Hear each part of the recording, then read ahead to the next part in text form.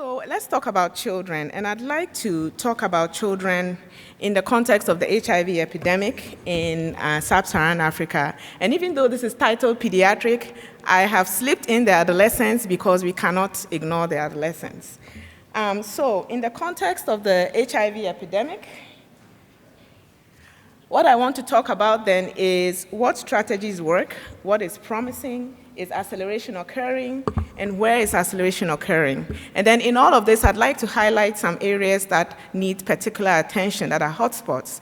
I also like to talk about advocacy and political commitment. We tend to just give them passing comments when we talk about these things, but they are extremely important. I'm going to spend a bit of time on that. And then this whole talk, I'm going to approach it in a sub-regional way, because what is going on in East and Southern Africa with children and adolescents is a bit different from what is going on in West and Central Africa. And I really, if you don't take anything from this talk, I want you to take that away when we are done.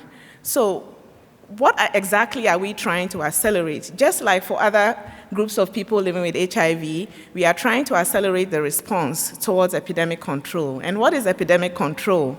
It's the point at which new HIV infections have decreased and fall below the number of deaths among HIV-infected individuals. So we want to reduce and eliminate new infections, as well as reducing and eliminating transmission, and then keeping those who are already HIV-infected alive.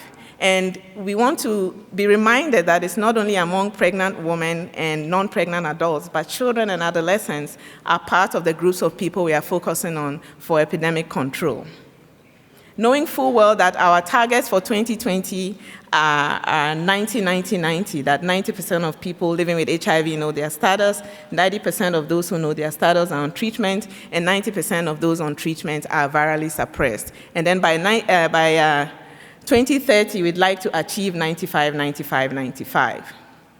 So, starting with my approach, I'd like you to consider East and Southern Africa. The 2017 estimates for HIV prevalence, according to UNAIDS, when you average it out, it's about 6.8%. The range is anywhere from 0 to 27.4%. So there are many countries in this region that have double-digit HIV prevalence. Now I'll move over to West and Central Africa, which is where we are right now. Our HIV prevalence average out is 1.9%. There are many countries who have 1%, 0.5%, 3%, and the highest in this region, as of 2017, is 6.5%. So you can immediately see that the level of prevalence in each of these countries is quite different from the East and Southern African region. So what are we doing for African children?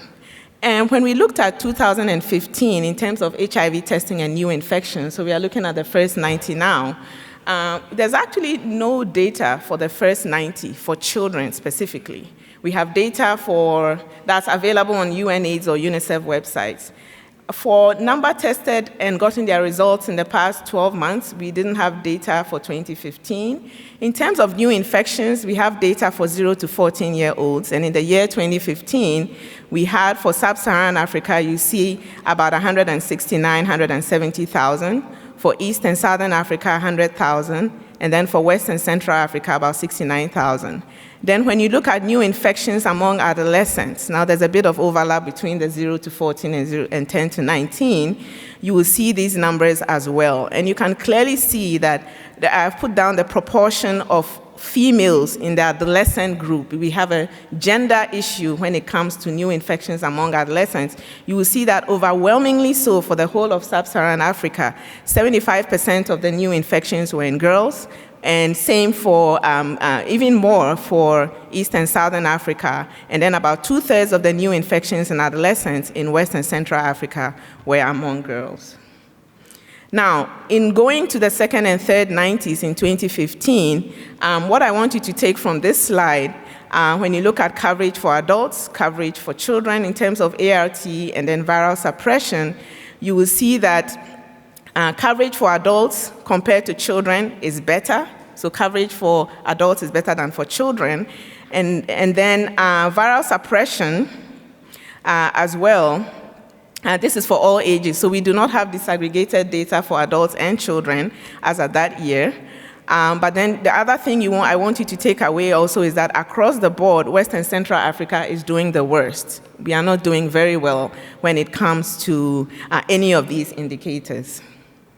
So we are a hotspot in a hotspot because Sub-Saharan Africa is a hotspot for all HIV infections, including for children. But within West and Central Africa, we are a troublesome hotspot. And full disclosure, I'm actually from Ghana and I work in Nigeria. I've worked in Nigeria for almost 10 years. So this is really of concern to me. And I am a pediatrician. So it's really of concern to me. So West and Central Africa, as I've shown you, has lower HIV prevalence. It lags behind nearly every other region in the world in terms of meeting the needs of children and adolescents living with HIV. We have experienced humanitarian crises, and we have weaker health systems compared to the East and Southern African region. We have attracted less donor funding. We attract less research funding. However, it seems that our sense of urgency in attending to these gaps has been missing, and we really need to galvanize our efforts towards that. So there have been several advocacy documents and calls for action, and I've put one of them up here in terms of stepping up the pace in West and Central Africa. Now, there was a 2015 Dakar call to action, that is in November 2015. I was privileged enough to be at this meeting, and this was a meeting between health professionals, program implementers, and civil society. And what we pledged to do, there was a 5-point call. We wanted to make sure that we had advocacy and mobilization of resources, communication and partnership, integration and scale-up of programs that were relevant for our population, enrollment and retention of pregnant women and children living with HIV, and then monitoring as well as sharing best practices that we have learned from different countries. So what has happened since the 2015 Dakar call to action? There's been some follow-up in terms of political commitments and an 18-month catch-up plan that we were supposed to use to really catch up to the rest of the continent and globally. And so we had this catch-up plan, which is, I've put the cover right here, putting HIV treatment on the fast track. So it was about an 18-month plan. This plan actually covered all populations, not only children, but of course, is also relevant for children. And we called for country ownership and leadership. We wanted political champions and policy changes that were friendly towards children getting better outcomes in HIV, as well as service delivery, procurement and supply management, as well as funding. So I'm going to continue with that. We had to have a recommitment call in 2019 because really, while there were pledges from governments, from ministers of health, and from some presidents in West and Central Africa, really the funding and the enabling environment has not been to the extent that we needed to make significant impact in the catch-up plan. Now, some impact has been made, but not enough to really make sure that we are catching up.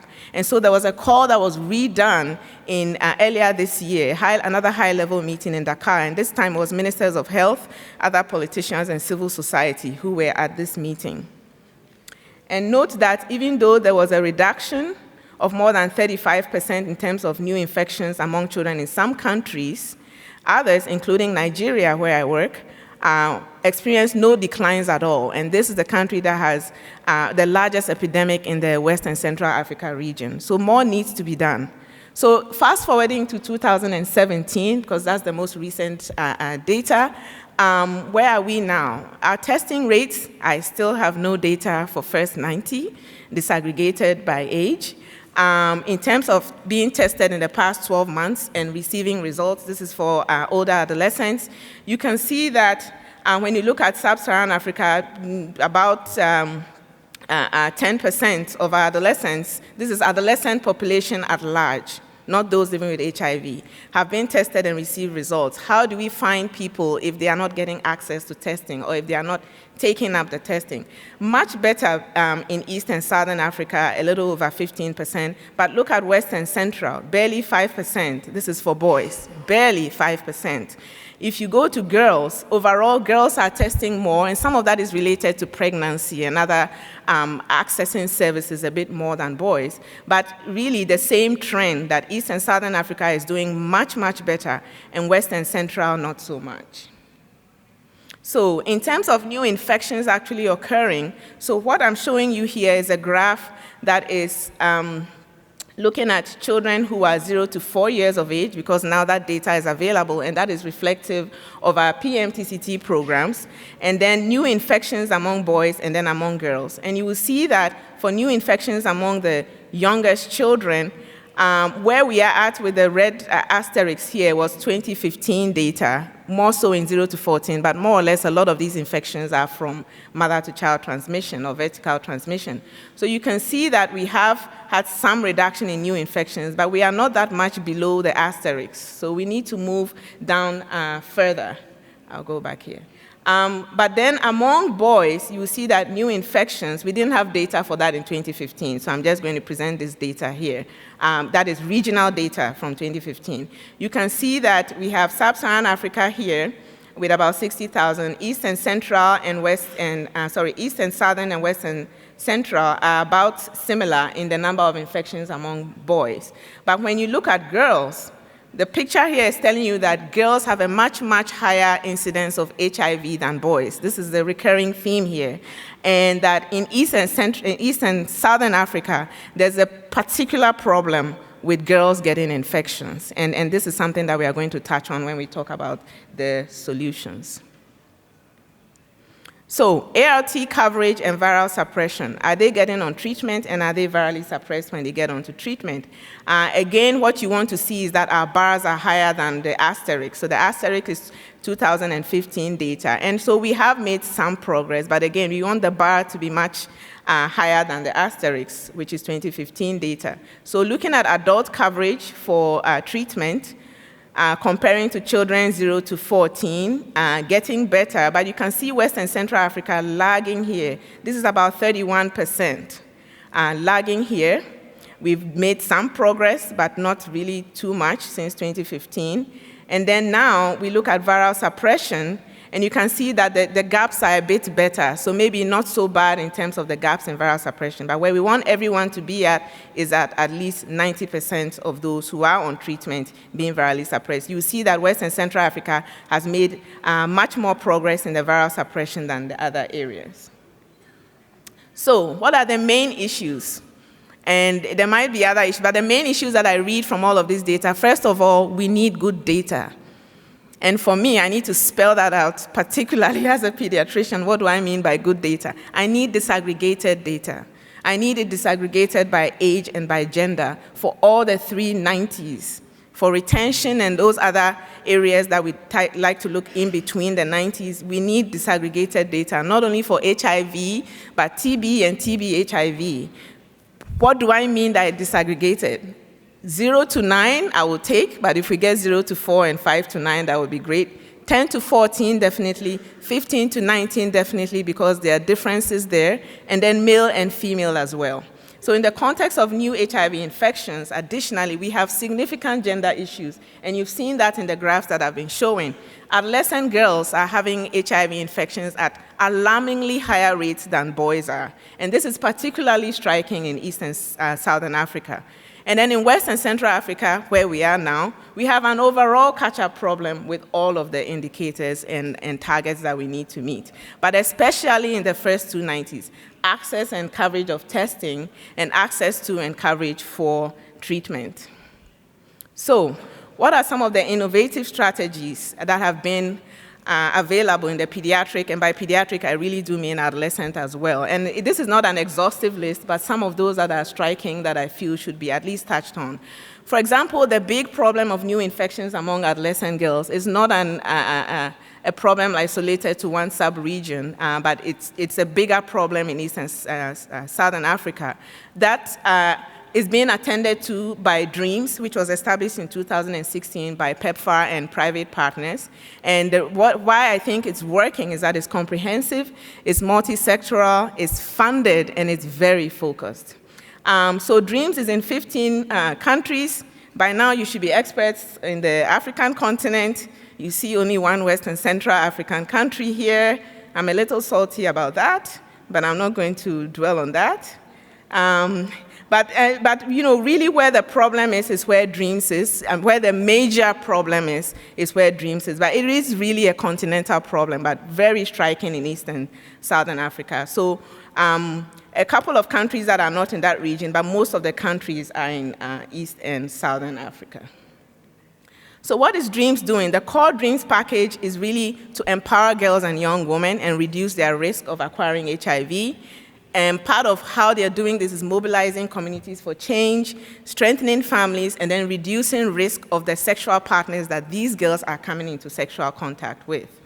What I also like about this and what I think also works is that challenges were thrown out to groups other than governments and big NGOs to really look at 6 other focus areas that were not in the core package, which includes strengthening capacity for the girls themselves, for communities to actually address the problem. Keeping girls in school there's more than enough data to show that when you keep a girl in school, you reduce her risk of getting HIV significantly. Linking men who are the source of these infections, largely to these girls, to services so that their risk is reduced, supporting pre-exposure prophylaxis, which means, otherwise known as PrEP, which means taking drugs to prevent HIV infection for those at particularly high risk, and then providing a bridge to gainful employment, and then applying data to increase the impact of the programs. And so these people have also been funded separately.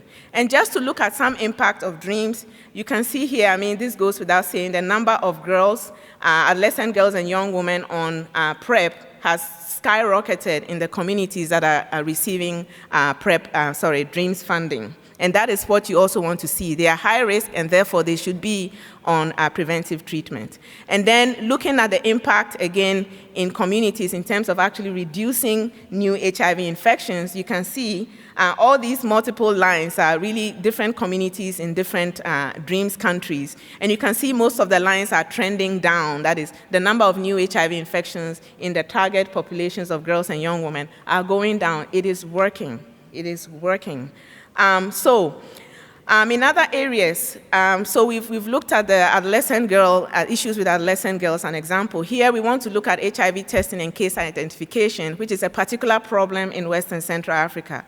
And I'm going to touch on the Banderson tool, which is a screening tool used to identify children living with HIV. They've done it in adolescents as well as older children. The Banderson tool really asks 4 simple questions. If you have a yes answer to any one of the questions, you get tested for HIV. So if you have a no to all of them, you do not get tested for HIV. And they've done some very fancy work to show that it works well, that the more questions that are answered, actually the higher prevalence of the children in those groups that have 1, 2, 3, or 4 yeses. And so has the child been admitted to hospital before? Do they have recurring skin problems? Are one of both parents dead? It doesn't matter what they died from, but are they dead? And then has the child had poor health in the last 3 months? One of the most sensitive questions here is the question on orphanhood. That really had very high prevalence of HIV in that group. Sensitivity about 80%, specificity about 66%. But what is also important, especially for us in West and Central Africa where we have low HIV prevalence, is that it reduced the number of people you need to treat, to test. I'm thinking of number needed to treat here. It reduced the number of people you needed to test from 22 to 10 in order to find 1 positive. And that's really what you want to do. You want to concentrate your testing efforts so that you target those that are most likely to be HIV positive. So another piece of data that I was involved in is from Cameroon with my colleague Habakkuk Yumo, and I was privileged enough to be able to contribute to this manuscript. But what we looked at was looking at symptom-based testing. So you're sick or you've lost weight, you have thrush, et cetera, versus what we call blanket provider-initiated testing and counseling. Any child who comes to a facility gets tested for HIV. That's one of the WHO recommendation as well. Versus family index testing, that you get tested because you have a biological parent who is HIV positive.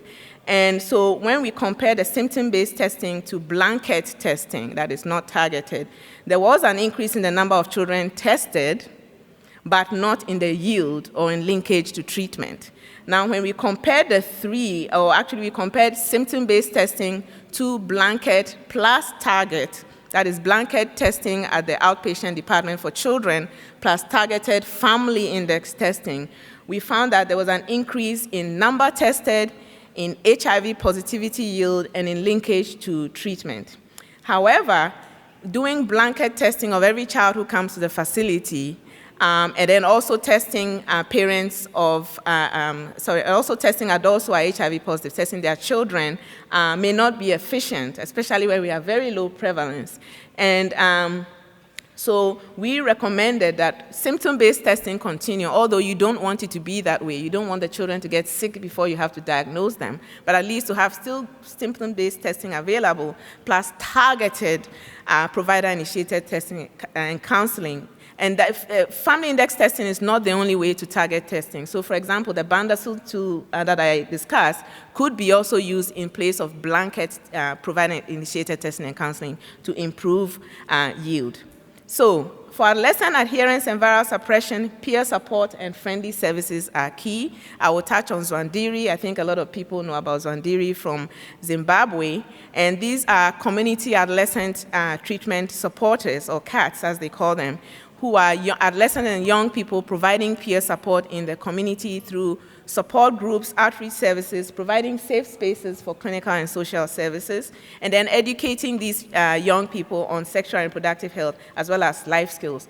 After a few years of this program, they started training caregivers who felt inadequately prepared to deal with adolescent needs, and that really was a great adjunct to the program. And PEPFAR is supporting similar interventions in several countries. I'd like to also mention Operation 000. Some people may not know about it, but this is developed and scaled up in Kenya. The 000 means 0 missed appointments, 0 missed drugs, 0 viral load. It's like a peer support model too, but this is a point where we are asking adolescents to have very key planning and implementation roles in the delivery of services at the facility level. So we have both adolescent and healthcare worker OTZ champions.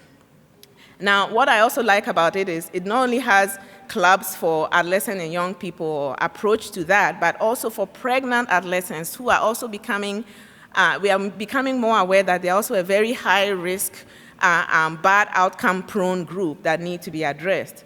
So we have what we call asset-based programming. So the adolescents themselves are assets, healthcare workers are assets, and the caregivers are assets as well.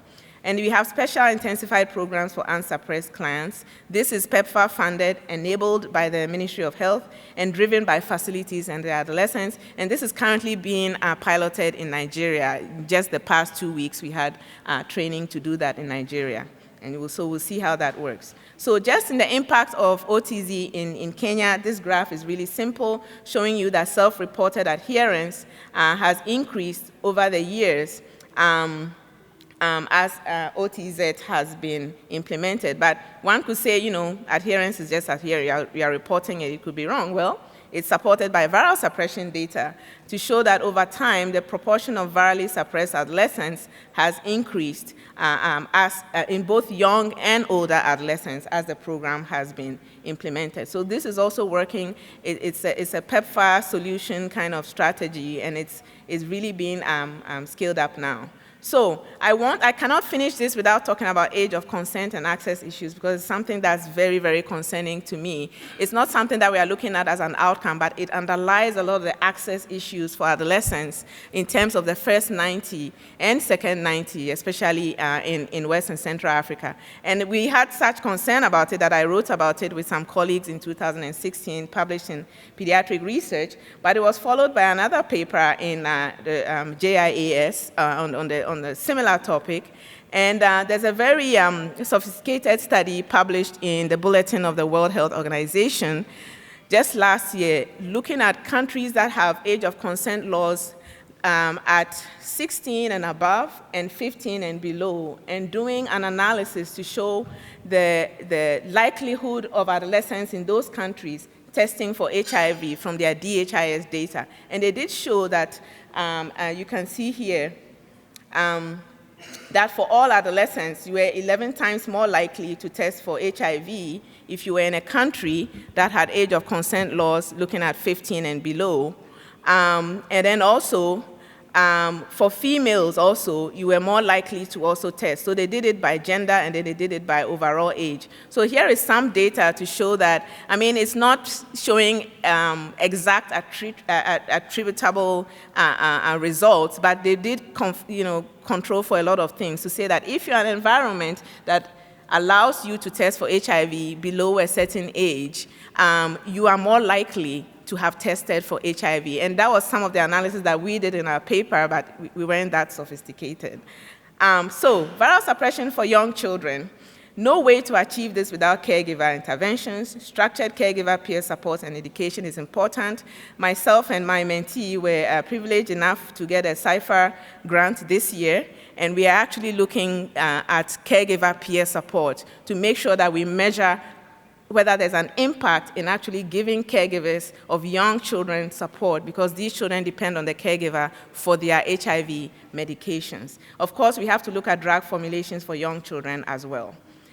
So to summarize, pediatric and adolescent HIV is not as bad as it used to be, but we are not going to be comfortable with that statement. It could be much better. And in addition to not having enough progress in reducing new HIV infections, particularly through PMTCT. Same goes for ART coverage and viral suppression.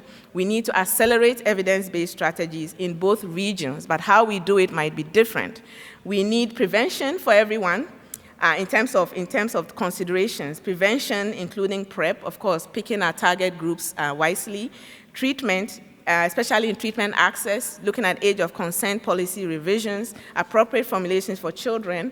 I find social and behavioral interventions very, very important in both the prevention and treatment cascade. We need implementation science to scale up efficiently. I think we have enough data to say that we have the strategies we need. Now, how do we get them to scale and measure the impact? And then we need tangible government commitment, not government commitment, but tangible government commitment and funding as well.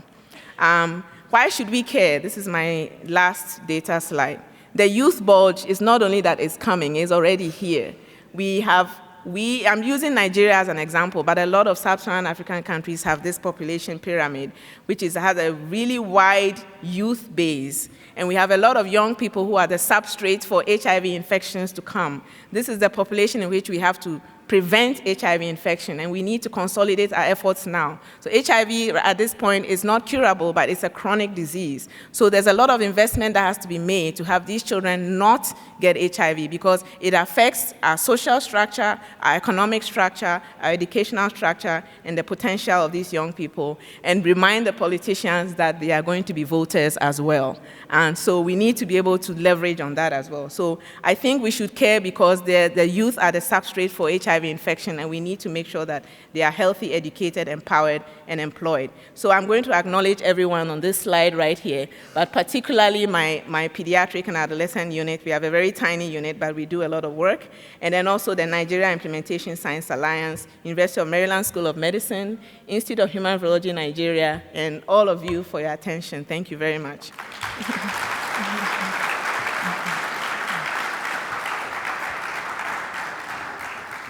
Thank you very much.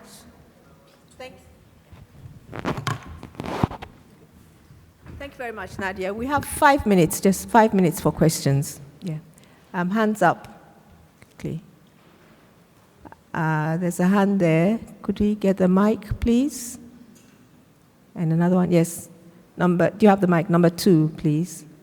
Please start. Then there's another hand here. Please be concise. Okay. Thank you so very much. Very rich. Actually, I personally find an apparent paradox. Southern Africa and East Africa, they have all the funding, they have very good indicators, but they have the high rate of incidence. How can we explain that? West Africa is different, so why? Okay. I think, no, there was another hand up there, yes. Could someone give her the mic, please? Yes, okay. Number 2 again, over there. Just 2 questions. Thanks very much, Dr. Nadia. That was very helpful. My name is Karusa Kiragwa. I'm with UNAIDS in Uganda. So my question has to do with your age of consent. You said that it was age of consent for testing. I didn't hear you talk about age of consent for treatment. And we've got some countries where the age of consent for testing is as early as 12 years, and the age of consent for treatment is a question mark. How do you reconcile the two? Okay, thank you. Number 4 there. This was up. Then the last one will be number 1.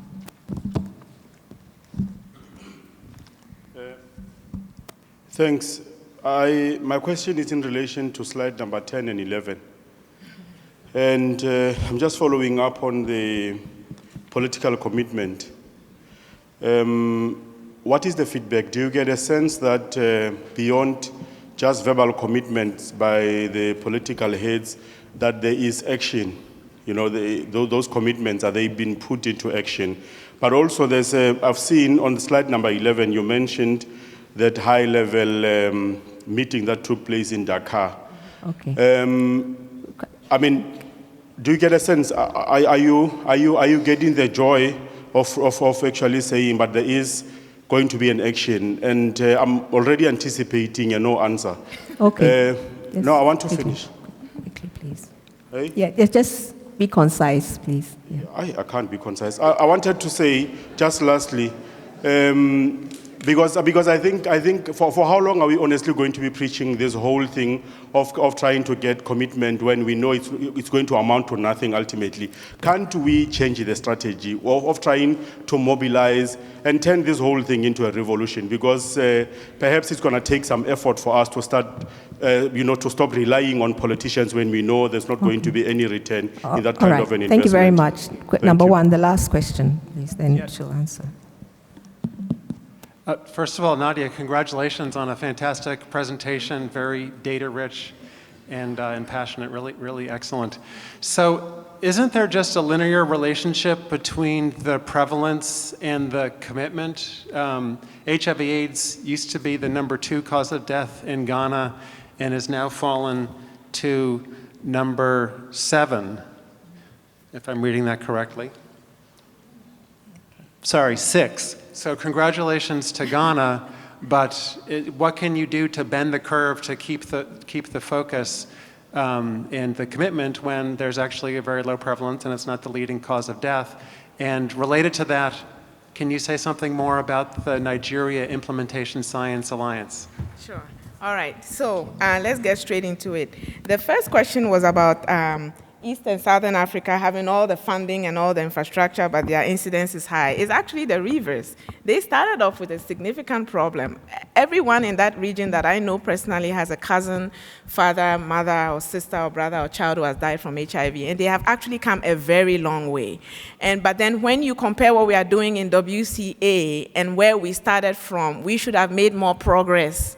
That's the point. So they are getting the resources because they actually had an epidemic that really decimated populations. And note that they also have a different strain of HIV majorly circulating in that area. So it has to do with what they started with. That is why a lot is going there. But what happens is we get apathetic about the rest of us here who have a low prevalence, and then it will be smoldering and become an issue.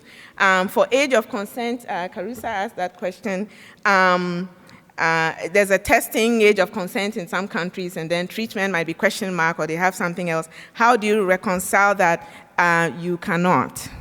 So that is what I did. We wrote in some of those papers that we wrote that how do you reconcile that? The policymakers, and sometimes it's different groups of policymakers making policy for HIV testing consent versus treatment or medical treatment consent. I mean, if you bring in age of marriage as well, people are marrying girls of at 7, 8, 9, 10 years, but yet a 16-year-old girl cannot test for HIV on her own.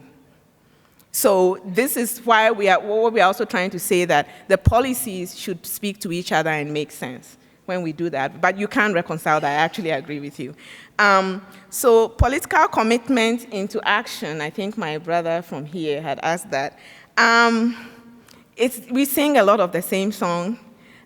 You can only compel politicians so far.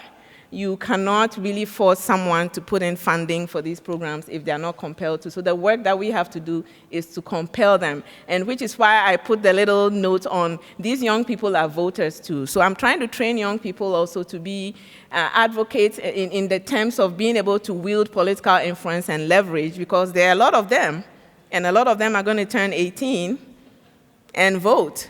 And so I think you have to be able to make them politically savvy as well, because politicians will only fund where their vested interests are. So you have to make sure that what you are trying to do is in their vested interest. So sometimes when it comes to getting things disseminated or picked up, is timing. I've now started making sure that I know when elections are happening, to be very honest, so that things that you want done, you can target your advocacy. So Peter had asked about, isn't it a linear relationship between prevalence and commitment? So if you have a lot of prevalence or incidence, then there'll be a lot of commitment. Yes, because people are scared, or the government is scared and wants to deal with it. Where we are here, where we started with a low prevalence, we might think, oh, those people in East and South, they have issues. They have very high prevalence. We are not like that. You hear, but we still have a burden. And as a country like Nigeria that has a lot of people, it really doesn't matter what the prevalence is. If it's 1%, it's a lot of people, because the country has 200 million people in it. So we still have to be committed, because we have numbers of people, and because HIV is not curable, and because HIV is a chronic disease. You can cure malaria, you may get it again, but you can cure malaria. That's why I was mentioning the economic, educational, social impact. So even in areas of low prevalence, especially where we have low prevalence but high numbers, it needs to be fixed. And so we are now looking at it more as it's not emergency plan anymore. It's a long-term investment. It's education. It's making sure you have healthy adults to contribute to your gross,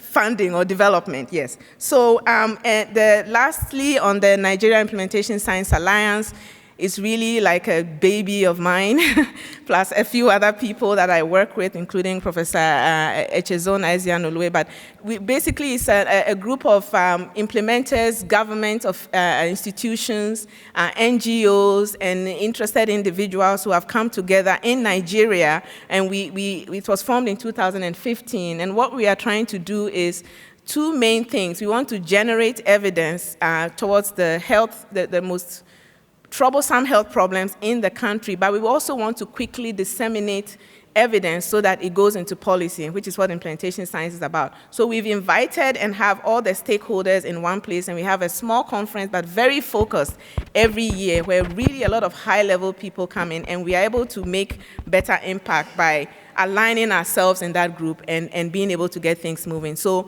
I would recommend considering that for your own countries if you don't already have that. We have a conference every year. Plug, September, we will have our conference in Abuja. So thank you very much. Yeah.